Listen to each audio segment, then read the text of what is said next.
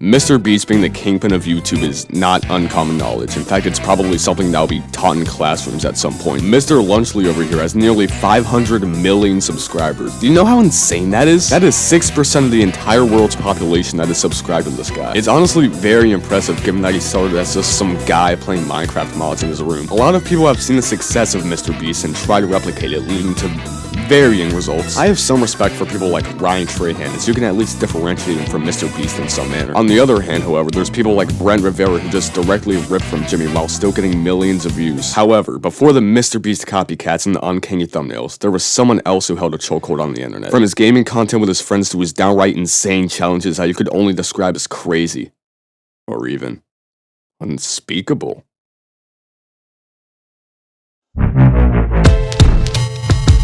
Nathan Milner, otherwise known as Unspeakable, is a semi-gaming, semi-challenge YouTuber with over 30 million subscribers across all his channels. Now, that doesn't seem like too much compared to Mr. Beast's 6% of the human population, but you get my point. He's been on YouTube for over a decade, which is actually older than most of his fans. Going to the oldest video on his oldest channel, looks like he started off on YouTube playing, what do you know, Minecraft mods, of course. Okay, so here we go, the nuke. It might lag for a second, we might get a little glitchy here, not sure. See what this does. Whoever keeps making these Minecraft TNT mods needs to get a 50% cut of all these YouTubers' revenue. There isn't really a lot to these older videos as he's just checking out Minecraft mods. Like, if I want to watch Minecraft mod reviews, I can just watch Dan TM. What am I doing? Once we fast forward a few years, we get the so-called golden age of Unspeakable. I call it that because 1, it sounds cool, and 2, this is when Unspeakable reached his peak, at least on his gaming channel. If you're anything like me, this is likely when you first heard about him. Sure, he was still playing Minecraft, but this time he was doing challenges in the game. These challenges included attempting to beat the longest Minecraft obby, teaching you how to get a girlfriend, and attempting to beat those dropper maps that were super popular for some reason. But while it was mostly challenges, there were some videos that were just weird. A good example of this is the video Escape a Giant Flying Minecraft Zombie. It's basically just him and Moosecraft, another YouTuber, playing this weird temple run type map where they have to run away from this weird zombie-ghast hybrid. Also, can't forget about the Slenderman sighting video. Overall, in these videos, Unspeakable just comes off as a normal, clickbaity Let's Player. Nothing too crazy, nothing too boring, just kind of mediocre in his delivery. Not saying the videos are bad, I must applaud him for being able to maintain his frantic energy for 20 minutes straight, but the videos just fail to keep me hooked. Maybe it's just not my thing. But the thing is, Unspeakable Plays isn't even his main channel anymore, which may leave you wondering, what is Unspeakable's main channel?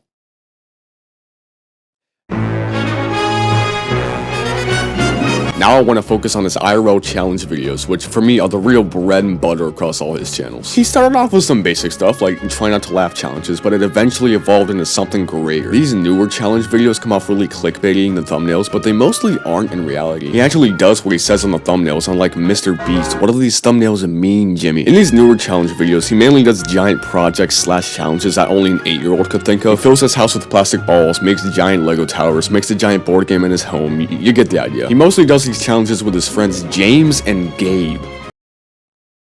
You got Nathan, James, and Gabriel. Tell me those aren't the whitest names you ever heard. You gotta be kidding me. Talking about Gabriel? Like Gabriel the Warrior?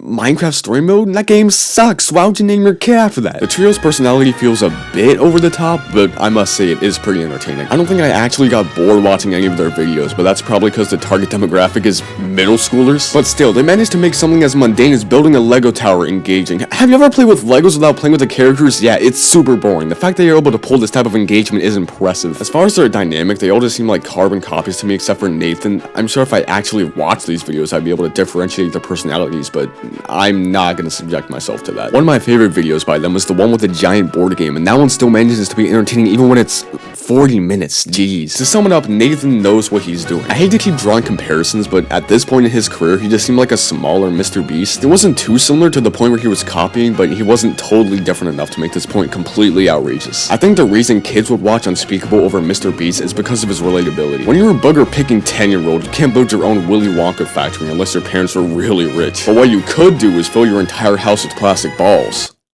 But that's only if your parents are really rich. This content peaked around 2020 when everyone was in quarantine and probably forced to watch this. But after a year or so, many people just forgot about Unspeakable. This left me wondering, why did this happen? Well, his audience growing up is why, which I'll get into soon. But before that, I want to dabble into his new content, see what he's been up to. It's the same thing. So yeah, Unspeakable practically makes the same challenge content he made 5 years ago. Not to say that's a bad thing, it's what the channel's about, but some variation would be a nice touch. The only real difference is the editing being more polished and the crew looking totally different. Where they get this facial hair? The video lengths are also insane. Who is watching a 12-hour Unspeakable video? The thing is, I was originally expecting him to cater to the next generation, but he really doesn't do that. I mean, he does, but it's really just the same content, but with a different coat of paint.